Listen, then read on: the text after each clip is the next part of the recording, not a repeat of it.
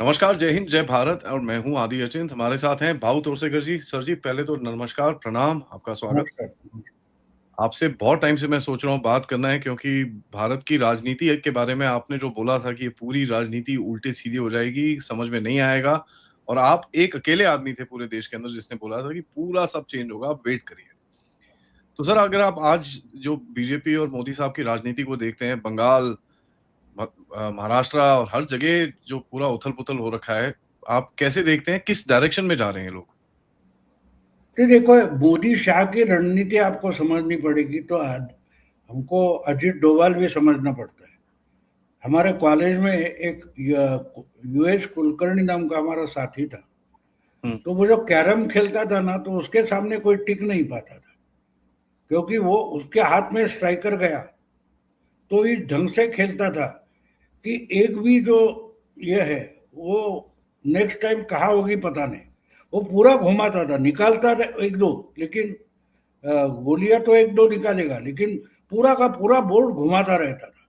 तो मोदी और शाह और डोभाल, इनकी राजनीति जो है वो इंटरनेशनल हो या नेशनल हो, वो आपको अंदाज नहीं लगने देते कि क्या है। तुमने कल देखा था कि दिल्ली में कैनॉट प्लेस यहाँ है, आज जाओगे तो कैनॉट प्लेस बदल गया। तो आप क्या कर पाओगे? आप अपनी स्ट्रेटेजी नहीं बना पाते। अब सोचिए आप कि बंगाल का चुनाव जीतने के बाद अपना चीफ मिनिस्टर लाना है, उसके बाद क्या क्या करना है, ये पहले से तय था ना, पहले से तय था। और इसलिए मैं बोल रहा हूं कि मेरा ख्याल है कि ये पंजाब भी जीत जाएंगे जिस ढंग से जा रहे। उनका टारगेट पंजाब है, इसलिए तमिलनाडु और केरल को उन्होंने देखा तक नहीं किया। जो होता है होने दो, अभी वो ज्यादा डिस्टर्ब नहीं होना चाहिए।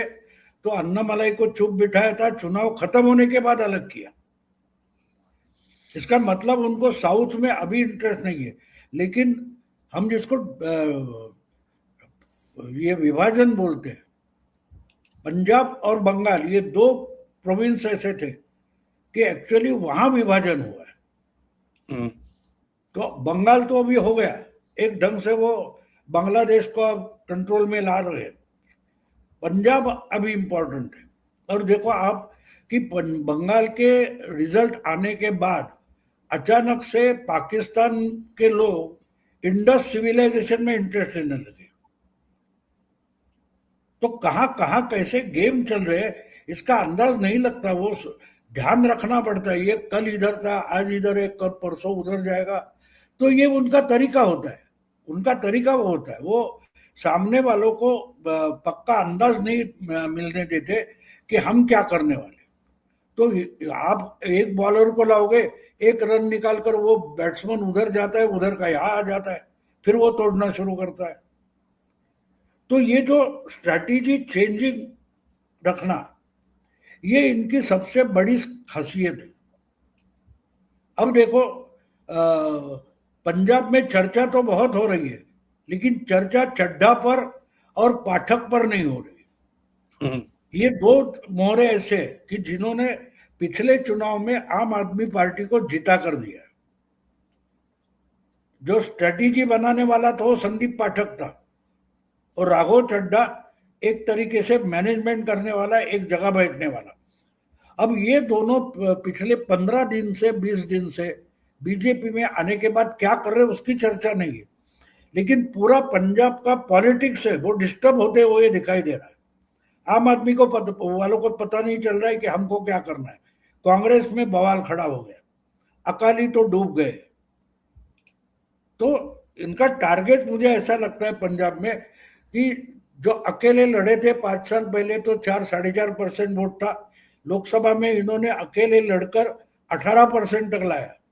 तो इनका टारगेट मुझे लगता है कि और 8-10% बढ़ाएंगे, और फोर कॉर्नर ये हो जाता है तो ये मेजोरिटी तक जा सकते हैं। और सबसे बड़ा उनका तुरुप का एक्का अगर कोई है तो ड्रग्स है। ड्रग्स का मतलब एक एक घर में नशेड़ी का जो प्रॉब्लम है वो मैं 3 साल में सॉल्व करूंगा। ये जो भाषा अमित शाह बोल रहे हैं ना, ये बिल्कुल बंगाल जैसी। आपको मालूम होगा कि बंगाल में उन्होंने लोगों को एश्योर किया था कि आपको ममता की गुंडागर्दी से मुक्ति दे दूंगा, और वो सबसे बड़ी बात थी। जिस ढंग से आज भी, कल परसों 2 महीने बाद भी महुआ मोहित्रा पर अंडे फेंके गए, तो वो जो लोगों से कनेक्ट हुआ है कि बस गुंडागर्दी से मुक्ति चाहिए, तो यहां भी हो सकता है कि भाई नशा जो है उससे मुक्ति तो सिर्फ ये दे सकता है। अब क्रेडिट में और एक क्या है कि अगर ये इंसान 4-5 साल में नक्सलाइट खत्म कर दिखाता है तो नशा तो बिल्कुल छोटी बात है। नशा तो क्रिमिनल एक्टिविटी है, ये पॉलिटिकल क्रिमिनल एक्टिविटी थी नक्सलाइट। अगर इन्होंने बैठकर वो 4-7 साल में साफ करके दिखाई है, तो पंजाब के लोग पर्टिकुलरली वुमन फोक जो है, महिला वोटर जो है, वो अमित शाह के पास अट्रैक्ट होगा। और इसमें बाकी आरएसएस वगैरह है, लेकिन ये तो आम आदमी पार्टी को अंदर से खोखला करने का काम संदीप और राघव छड्डा करेंगे। तो ये स्ट्रेटेजी जो मल्टीप्रॉन्ग स्ट्रेटेजी है उसकी, तो क्या होता है, पॉलिटिकल एनालिस्ट है वो अपने तरीके से आइडियोलॉजिकली देखते हैं, मैं सोशियो पॉलिटिकली देखता हूँ हमेशा कि उधर की मानसिकता क्या है। अब बंगाल पर मैं क्यों बोल रहा था बार बार कि बंगाल में मैं देख रहा था कि सारे लोग बोलने को तैयार नहीं है। अब बोलेंगे और ममता के बारे में अच्छा बोलेंगे तो उनको डरने की जरूरत नहीं थी, लेकिन उनको ममता के बारे में अच्छा बोलना नहीं था और बुरा बोलने को डरते थे। उसका मतलब वो 70-80% लोग ममता के खिलाफ हो गए। ये साइकोलॉजिकल डिडक्शन है, ये पॉलिटिकली नहीं निकला। तो क्या होता है, हम लोग पॉलिटिकली देखते हैं और नोएडा में बैठ के आप अंदाज करते। मैं आपको बोलूंगा, आपको मिले तो एक किताब लाके पढ़ो, the year that change the world, Michael मायर का किताब है, माइकल मायर। ये माइकल मायर जब सोवियत यूनियन टूट रहा था उस वक्त उधर था बर्लिन में, और उसने अपने आंखों से बर्लिन वॉल गिरते हुए देखी है। तो वो वहां से नया, उस वक्त वो यंग था, तो वो वहां बैठ के न्यूज वीक का ब्यूरो से काम करता था, यूरोप ब्यूरो में। तो वो लिख कर भेजता था, तो न्यूयॉर्क में बैठे संपादक वो कागज फेंक देते थे डस्टबिन में, बोले ये क्या पागल बोल रहा है, और उसके नाम पर वहां बैठकर आर्टिकल लिखते थे और न्यूज वीक में पब्लिश होता था। तो उसकी एक किताब है जिसने डिसइंटीग्रेट सोवियत यूनियन डिसइंटीग्रेट होते हुए देखा है, लेकिन उस पर उसके ही संपादक विश्वास नहीं कर रहे थे। आजकल हम देखते हैं कि नोएडा में बैठे जो संपादक थे वो बंगाल में हो रहा था, वो समझ नहीं पा रहे। तो इसलिए पहली बात है, मेन स्ट्रीम मीडिया छोड़कर बात करो तो आपके पास कोई रियलिटी होगी। मैंने कहीं जेफरसन का एक कोट पढ़ा था कि I never read A newspaper and I am well informed. ये उन्होंने 250 साल पहले बोला है, जेफरसन। आज हम 250 साल आगे आए, तो मीडिया पर कितना भरोसा रखना। ये डेटा पर काम करते हैं, फैक्ट्स पर काम नहीं करते, और इसलिए इनकी और इंसान जो होता है ना, वो आप काउंट करते हो 1 2 3 4, लेकिन वो डेटा नहीं होता, वो जिंदा इंसान होता है और उसका दिमाग होता है। वो दिमाग चलता है, वो अनुभव करता है, उसके आधार पर वो वोट बनाता है या रिएक्ट होता है। मुझे याद है, मैं 4 मई के पहले बार बार ये सब हिंदी वालों को, मेरे दोस्त है उनको बोल रहा था कि जो अमित शाह बोला है कि अगले 3-4 हफ्ते सेंट्रल फोर्सेस बंगाल में रहेंगे, तो मैंने कहा था ये टीएमसी वालों को बचाने के लिए रहेंगे। और देखो क्या हो गया, क्योंकि पब्लिक 4 मई के बाद कंट्रोल नहीं होगी, ये भी मैं साइकोलॉजिकली समझता था, क्योंकि लोगों की जो वीडियो देखता था, बॉडी लैंग्वेज बोल रही थी, बॉडी लैंग्वेज बोल रहे थे, चेहरे बोल रहे थे, लेकिन कोई वो माहौल क्या है जो करता है ना, वो भी वो देख नहीं पा रहा था, सामने खड़ा है। और मैं 1500 किलोमीटर दूर बैठकर मैं सामने वाले की बॉडी लैंग्वेज समझता था, एंकर की नहीं, आम आदमी की। तो वो होता है। तो इसलिए अमित शाह क्या करते हैं वगैरह, उनकी बॉडी लैंग्वेज आप देखो, मोदी की बॉडी लैंग्वेज देखो। अब ये कॉकरोच कॉकरोच कॉकरोच चिल्ला रहे, मोदी वगैरह मुड़कर भी उनकी तरफ नहीं देख रहे, मुड़ के भी, क्योंकि उनको मालूम है इनकी औकात क्या है, इसके पीछे कौन है। तो उनको तो शहीद नहीं करना है, वो तो पीछे पड़े कि हमको शहीद करो। हम्म। यही तो चालाकी होती है, यही तो चालाकी होती है। और स्ट्रेटेजी वगैरह, हम स्ट्रेटेजी वगैरह शब्द का इस्तेमाल करते हैं, लेकिन स्ट्रेटेजी समझते नहीं। स्ट्रेटेजी में बहुत सारी चीजें होती है, और ये इनका तरीका क्या है, एक कोई कारण दे दो। अब मसाला जो होता है, मैं हमेशा बोलता हूं कि मसाले में 15-25 पदार्थ होते हैं। तेज पत्ता होता है, लहसुन होता है, मिर्च होता है, ये दालचीनी होती है। तो इससे ये स्वाद आया ऐसा नहीं होता, उसका जो प्रमाण होता है कम ज्यादा होता है, मात्रा जो होती है कम ज्यादा होती है। तो ये नॉर्थ का होता है, साउथ का होता है, महाराष्ट्र का होता है, ये नागपुर का होता है, वो उसकी मात्रा के आधार पर होता है, लेकिन हर चीज उसमें होती है। तो वैसे ही जब स्ट्रेटेजी का बात हम करते हैं ना, तो स्ट्रेटेजी भी कौन सा आइटम कितना इस्तेमाल करना है, इस पर बनती है। क्योंकि सर इसके अंदर देखिए अभी इस टाइम पे जैसे आप बोल रहे हैं, बड़ा इनके इनके अंदर एक कोशिश है, एक मुद्दा कहीं मिले, राम मंदिर का उठा लो, या ये कॉकरोच जैसे आप बोल रहे हो, अभी लेटेस्ट वो E20 का शुरू हुआ, एक मुद्दे में कहीं पे कुछ ऑपोजिशन खड़ी करो ताकि इनकी जो बीजेपी के एक एक के बाद एक जो जो जो चीजें जीत रहे हैं उसको कहीं रोकने की कोशिश है। वो सतलुज राम मूवमेंट मंदिर का। तो मुझे, राम मंदिर चढ़ा हुआ चोरी है ना, वो मुझे शिकंजा लगता है, ट्रैप है वो ट्रैप है। देखो जो कुछ हुआ, वो खबर बाहर आई, ट्रस्ट ने इनिशिएटिव लिया है, इनके चीफ मिनिस्टर ने SIT अपॉइंट कर दी, 8-9 लोगों को अरेस्ट हो गया। तो इनको लगा बड़ा हथियार हाथ में आया। ये गधे भूल गए कि तुम ये चढ़ा हुआ चोरी के लिए राम भक्त बन जाओगे तो ज्ञान व्यापी पर क्या करोगे। यूपी के चुनाव में ज्ञान व्यापी भी मुद्दा होगा, यूपी के चुनाव में मथुरा भी मुद्दा होगा। तो उस वक्त ये डुप्लीकेट जो राम भक्त बन रहे हैं, उनको एक सवाल का जवाब देने आएगा। तो इसलिए मुझे वो ट्रैप लगता है कि ठीक है भाई, हम जो है हमने उनको पकड़ा है, भले हमारे हो गए, उनको जेल में डालेंगे, लेकिन तुमको ज्ञान व्यापी पर अपना कपड़ा उतारना पड़ेगा, तुमको मथुरा पर अपना कपड़ा उतार कर नंगा होना पड़ेगा। उसमें अपोजिशन फंस जाएगा। इसलिए मुझे लगता है चढ़ावा चोरी ये एक तरीके से ट्रैप है, जिसमें डुप्लीकेट राम भक्त फंस जाएंगे। ये एक बात है। दूसरी बात यह है कि आम इंसान जो होता है वो आइडियोलॉजिकल और थॉटफुल नहीं होता, ज्ञानी नहीं होता, वो अनुभव पर निर्भर होता है। अब एक बात है कि चढ़ावा चोरी वाले को शिक्षा तो होनी चाहिए, सजा होनी चाहिए, लेकिन अगर नहीं कर रहे तो साला हमारे बच्चियों पर, महिलाओं पर रेप भी हो तो चलेगा, हम अखिलेश को लाएंगे। कोई करेगा? कोई करेगा? अखिलेश का मतलब क्या होता है? फिर समाजवादी पार्टी, फिर गुंडागर्दी।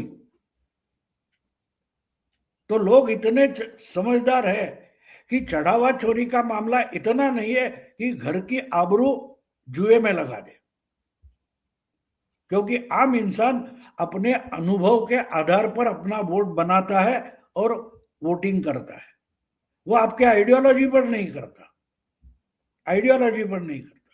और ये और तीसरी बात, ये लोग आइडियोलॉजी के आधार पर जो कुछ एनालिसिस कर रहे हैं, इसमें एक बड़ी गलती है कि आप हिंदू मानस नहीं समझोगे।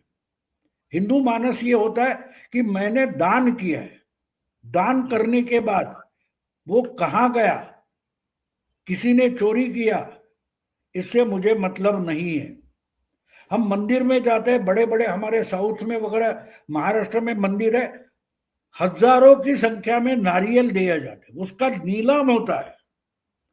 तिरुपति में बाल काटते हैं जाके लोग, उस बाल का नीलाम होता है, तो वो फ्रॉड नहीं है? मैंने भगवान के लिए दिए थे, तुमने बेच डाले क्योंकि दान किया है।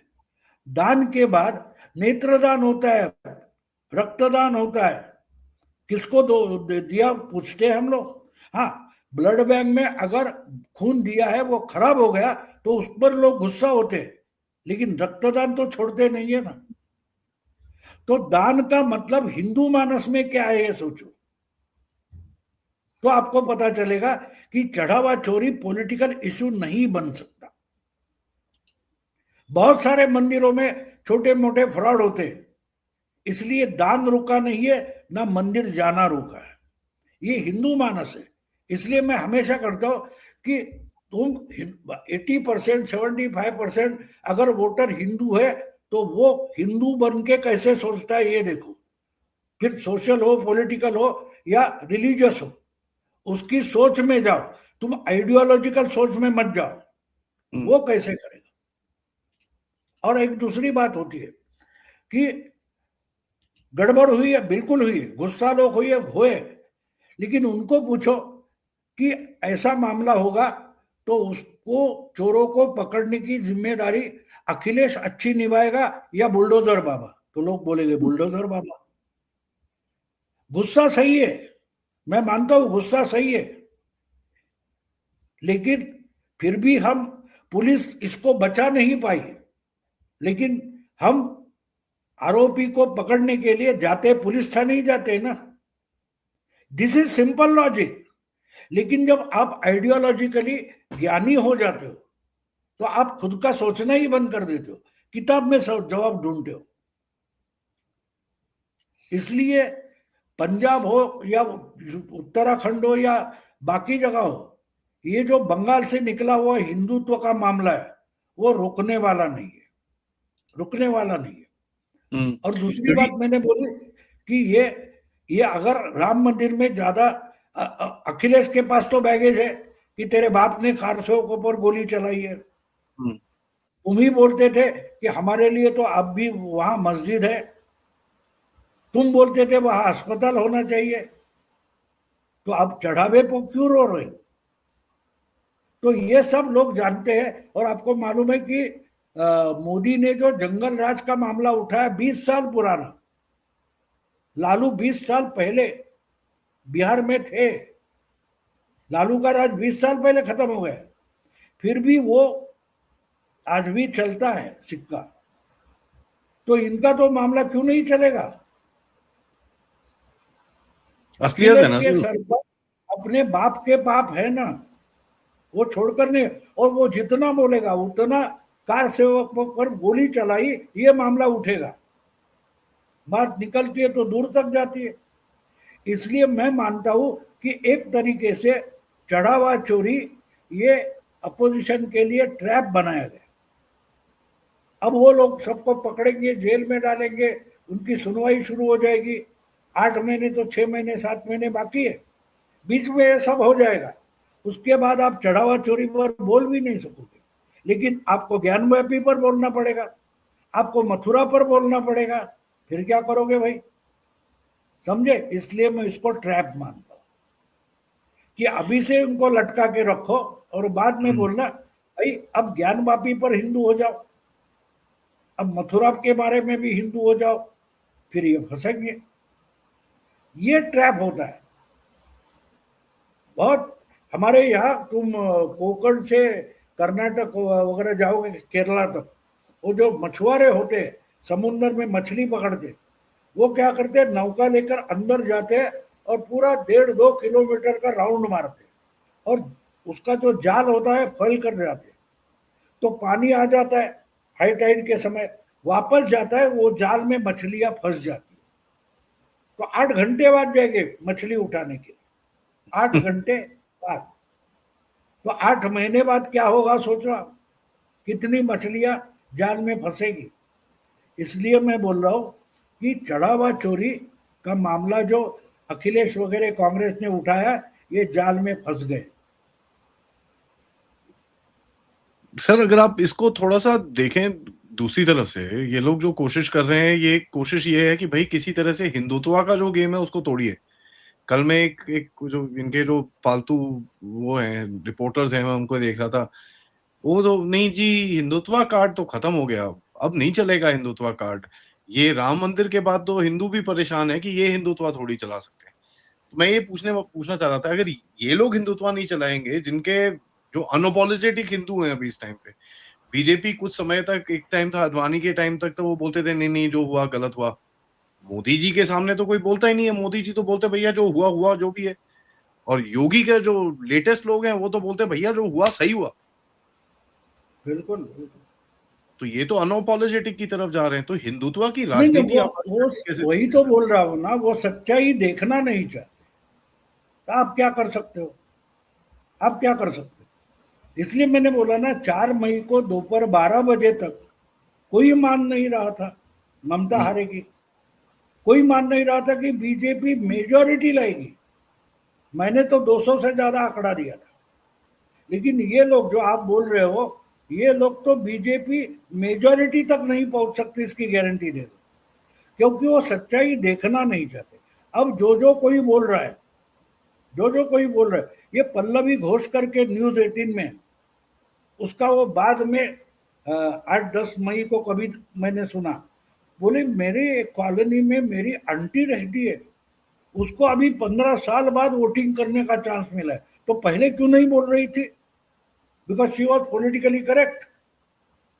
ये अपने घर की बात बोल रही है। मेरी आंटी 15 साल वोट देने को नहीं जाती थी, वो मोटर बाइक वाले आके कॉलोनी के गेट पर खड़े रहते थे, तो मेरी आंटी या वो अंकल वगैरह घर से निकल नहीं पा रहे थे। तो ये पहले क्यों नहीं बोल रही थी?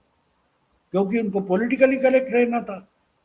मेरे लिए तो वो बंधन नहीं है। मैं तो 25-50 साल से जो मेरे दिमाग में है वो बोलता हूँ। वो गलत हो, अच्छा हो, आपको पसंद हो ना पसंद हो, मुझे उसकी परवाह नहीं है। मैं बोल रहा हूँ। आपको एक बात और बोलूँ, जो 4 साल पहले जब छत्तीसगढ़ का चुनाव था, तो एक हम्म, अंकुर चौधरी करके नोएडा में रहते, वो मुझे जयपुर डायलॉग में मिले थे। और वो मेरे पीछे पड़े थे कि छत्तीसगढ़ बीजेपी जीतेगी। अरे बीजेपी वाले मान रहे थे नहीं हम हार चुके, लेकिन वो मेरे पीछे पड़ा था, लगातार फोन कर रहा था। तो एक बात उसने ऐसी कही कि मैं कन्विंस हो गया, ये बोल रहे उसमें दम है। और मैंने वीडियो उस पर बनाया कि छत्तीसगढ़ सबको चौंकाएगा।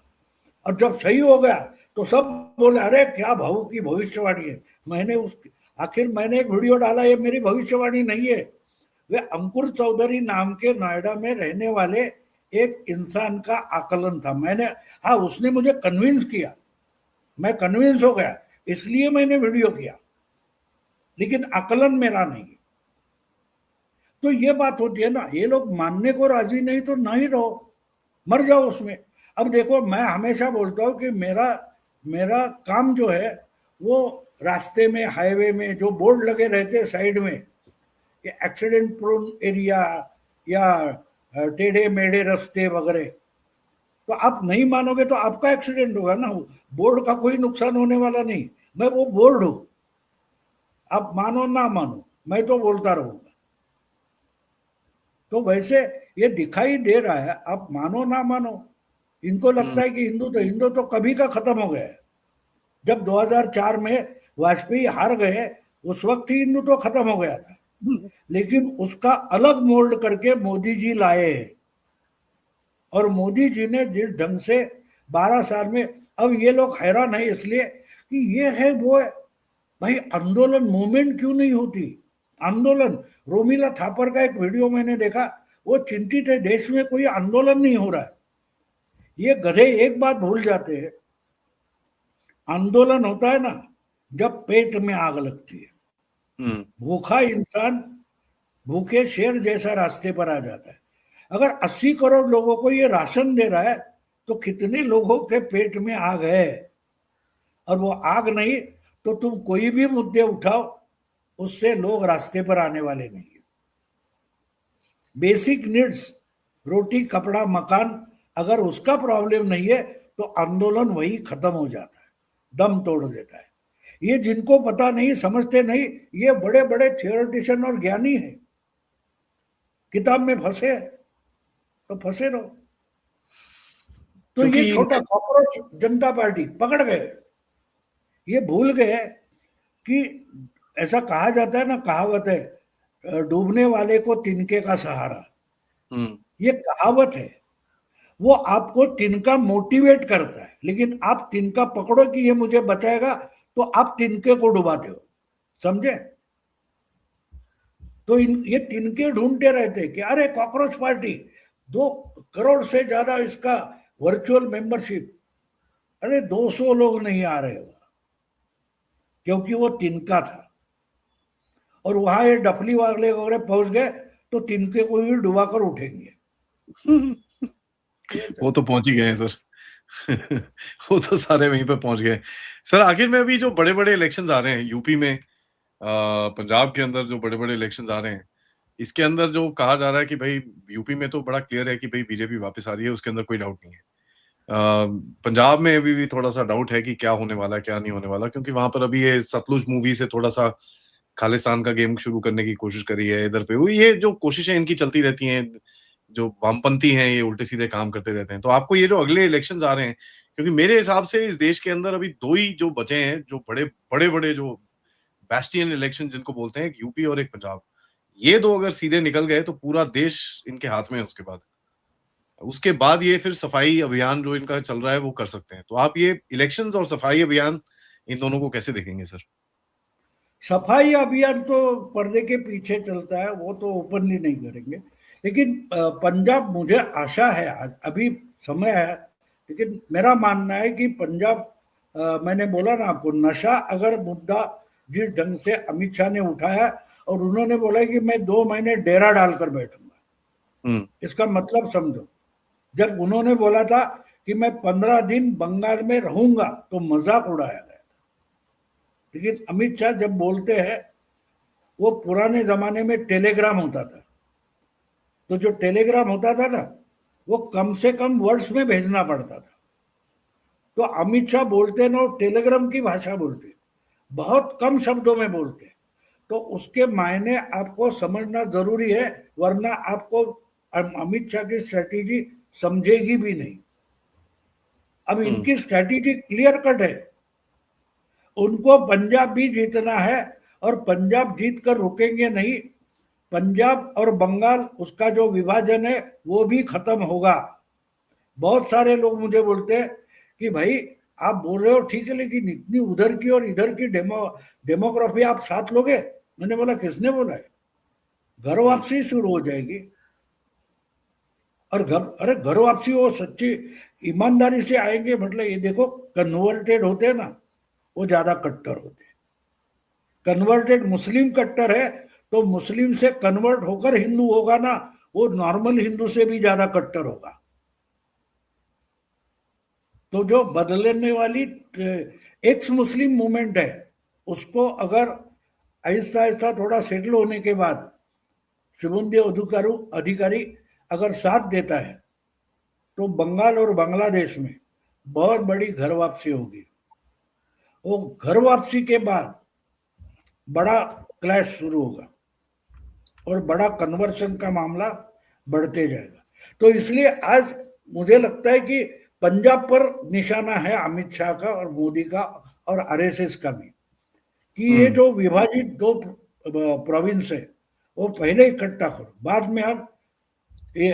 अब देखो, आज ही मैंने देखा इंडोनेशिया में मोदी का सम्मान वगैरह हुआ है। तो पूरा आप वो देखो, सऊदी अरेबिया से लेकर जिसको अखंड भारत करके जो नक्शा दिखाया जाता है, वो पूरा इलाका कैसे कवर होता है देखो। लेकिन ये बहुत बड़ा लंबा प्रोजेक्ट है, 40-50 साल का है ये।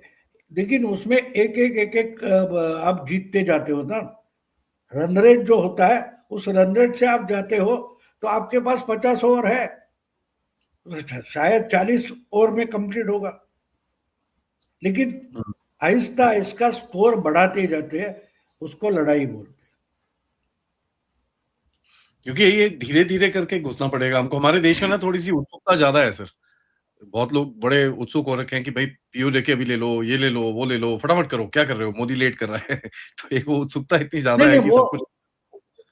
वो देखो, ये ऐसे ज्यादा से ज्यादा 4-5% होते हैं। हाँ। बाकी आम लोग होते हैं ना, वो भरोसा करते हैं उस पर। ये मैंने तो 2014 में ही एक आर्टिकल मैंने ब्लॉग पर लिखा था, मोदी को अगर डर किससे है तो अपोजिशन से नहीं है, उनके उतावले फॉलोअर्स से। मोदी ये ऐसी चीज है कि पहले जितने प्रधानमंत्री हुए, उन्होंने की हुई एक भी गलती मोदी रिपीट नहीं करेंगे। ये उसकी सबसे बड़ी क्वालिटी मैं मानता हूं। नेहरू से लेकर मनमोहन सिंह तक हर एक ने कुछ ना कुछ गलती की है, उसके परिणाम भुगते। मोदी ने पहले तय किया है कि सत्ता हाथ से नहीं निकलनी चाहिए, नंबर 1। Number one. नंबर 2, पहले वालों ने जो गलती की है नहीं करनी है। और तीसरी बात आपको बता दूं, 8 फरवरी 7-8 फरवरी को मोहन जी भागवत मुंबई में थे, उनके 4 सेशन हो गए थे, मैं था उधर। उन्होंने एक बहुत भारी बात बोली, वो इम्प्लीमेंट हो रही है, लेकिन ये हमारे इंटेलेक्चुअल्स उस पर चर्चा भी नहीं करते, उनको समझ में भी नहीं आया। किसी ने उनको सवाल पूछा था कि मुस्लिम और क्रिश्चियंस को कैसे समझाएंगे, तो उन्होंने बोला था कि समझाने के झंझट में मत पड़ो, उनसे दोस्ती करो। दोस्ती में एक दूसरे को समझना आसान हो जाता है, फायदेमंद होता है। लेकिन एक बात मत भूलो, दोस्ती करते वक्त हाथ में डंडा होना चाहिए, समझे? वो तो है जिसके सर। हाथ में डंडा है, दूसरा दोस्त उसकी सुनता है। भाई बिन बने ना प्रीत, वो तो बड़ा क्लियर है सर। हाँ, तो ये बात होती है, लेकिन ज्ञानी लोग होते हैं, उनको वो अनपढ़ लोग समझते हैं। अनपढ़ लोग समझते हैं, ज्ञानी लोग, क्योंकि अनपढ़ लोग जो है ना, वो कीर्तन प्रवचन सुनने जाते हैं, मार्क्सवाद एरिस्टोटल ये बातें नहीं पढ़ते, वो प्रवचन सुनने जाते हैं। तो इसलिए आराम से हो जाए, कोई बात नहीं। यूपी तो चल। जीतने वाले, यूपी में मुझे शक नहीं है, क्योंकि हम्म। मैंने चुनाव के पहले ही बंगाल के बोल दिया था कि पहला जो 93% वोटिंग हुआ था, तो मैंने बोला था ये अर्थक्वेक हुआ है, और दूसरी फेज होगी, उसको मैं सुनामी कहता हूं। अब सुनामी निकली है और पाकिस्तान तक पहुंची है, वो इंडस सिविलाइजेशन वगैरह ढूंढने लगे हैं, तो सुनामी कहाँ पहुंचे इसका पता लगता है। देखते हैं क्या सही है। होगा। सही है सर। नहीं नहीं, ये बात आपकी एकदम ये एकदम पते की बात है। थैंक यू सर आपके समय के लिए। आपको मैंने बोला, आपने मेरे को बोला आधा घंटा, उससे ज्यादा मैं आपसे लूंगा नहीं, क्योंकि आपकी भी नहीं, हेल्थ का आवाज ध्यान। खराब हो जाती नहीं नहीं नहीं सर, आपकी आवाज बुलंद रहनी चाहिए, और हमको ये ये सुनने के लिए बहुत अच्छा लगता है। और मेरा सबसे ऑडियंस से रिक्वेस्ट है, प्लीज लाइक करिए, सब्सक्राइब करिए, सर को भी फॉलो करिए। आप तो सब सर के बड़े फैन हैं, एंड मेरे को ये था कि सर की जो स्ट्रेटेजिक थॉट प्रोसेस है, मेरे को उसको समझना था कि किस तरह से देख देख रहे हैं सर इस चीज को, एंड उस तरह से फिर हम भी अपना थोड़ा सा इधर उधर एनालिसिस कर पाए। Thank you sir. नमस्कार। जय हिंद। जय है। भारत।